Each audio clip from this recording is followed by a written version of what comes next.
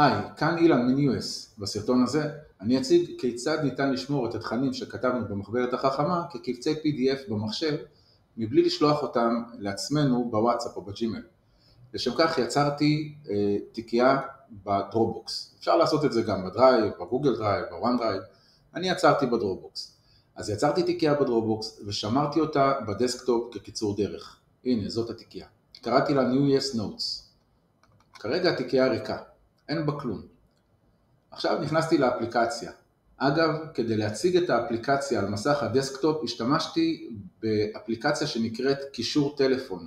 זה מובנה בווינדוס, ואם אין לכם את זה בווינדוס, ניתן להתקין את זה בקלות דרך חנות האפליקציות של מייקרוסופט, של ווינדוס.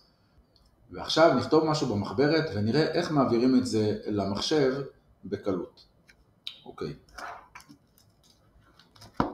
פתחתי כרגע את המחברת בעמוד 84. אני אקשקש כאן איזשהו ציור מסוים. אתם כבר מכירים, אפשר לשנות צבעים. הנה אדום, אני רק לוחץ פה על הכפתורים במחברת עצמה, קו עבה. אפשר גם לשנות לירוק או לכחול. אוקיי? אז יצרנו תוכן. עכשיו אני רוצה בעצם לשתף אותו בדרופבוקס. 3 קווים למעלה, share, PDF, דרופבוקס.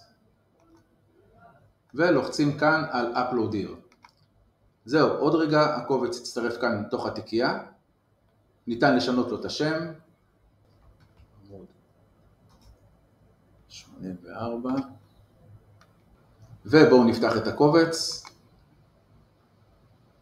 בבקשה. התוכן שכתבנו במחברת מועבר כקובץ PDF למחשב. אני מזכיר לכם שלא חייבים לשתף את הטלפון עם מסך המחשב כדי שזה יקרה, זה בעצם יכול להתבצע מכל מקום.